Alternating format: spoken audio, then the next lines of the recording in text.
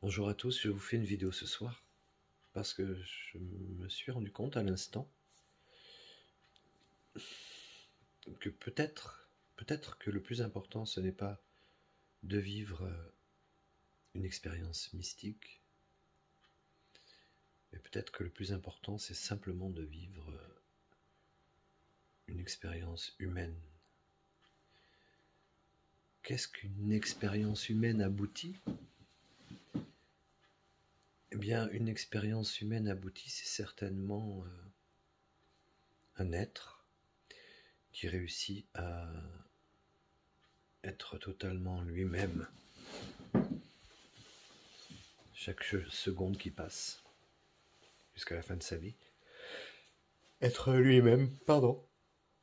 Un oui est un oui, un non est un non. C'est ça, être soi-même. Les expériences mystiques, c'est autre chose. C'est plus un truc qu'on garde en soi.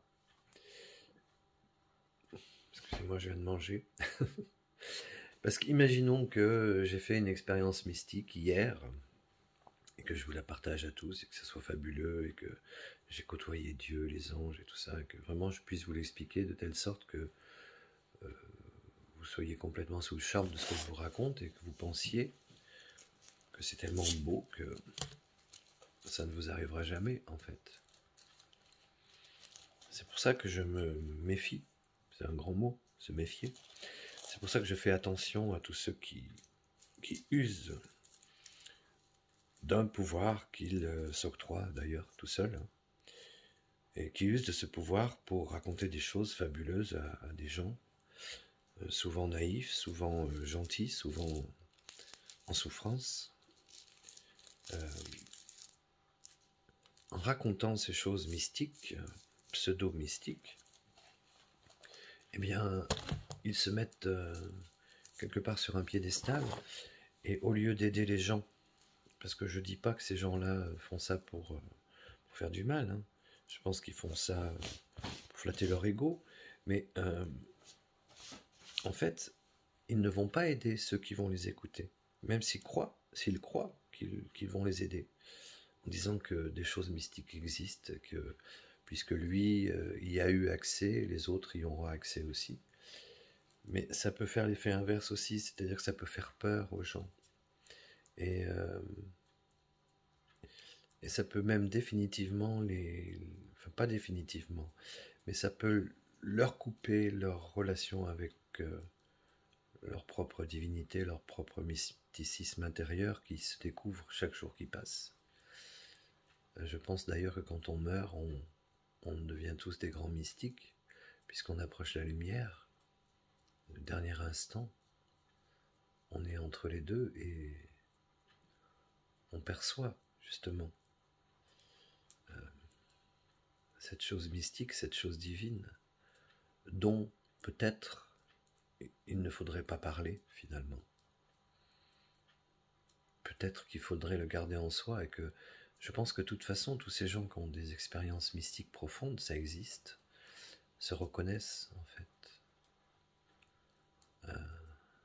grâce à un regard croisé, grâce à l'aura, grâce à quelque chose qui se dégage d'eux-mêmes. Ils se reconnaissent ces gens-là.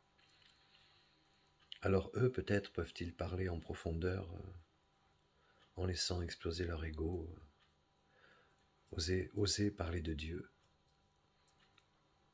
Quant aux autres frères humains qui n'ont pas eu cette chance d'avoir ces fulgurances, eh bien, si vous les aimez, si vous êtes à la hauteur de votre espérance mystique, eh bien, apprenez-leur à dire oui quand ils ont envie de dire oui et non quand ils ont envie de dire non. Et si chacun fait ça, ça peut aller très très vite. Parce que la liberté, c'est ça. La liberté, c'est être. La liberté, ce n'est pas entrevoir des choses mystiques qui nous ouvrent sur d'autres mondes qui existent ou pas, puisqu'on n'en sait rien. C'est comme Dieu, on n'en sait rien. Voilà. Donc, dans cette époque folle, peut-être revenir les pieds sur terre et s'affirmer, se responsabiliser. C'est ça qu'il faut donner à nos frères et sœurs qui ont peur et qui sont sous le joug de cette propagande mondiale qui leur enlève toute liberté. Voilà, c'était une réflexion du jour, avec une lumière un peu sombre, mais on s'en fout. Salut à tous.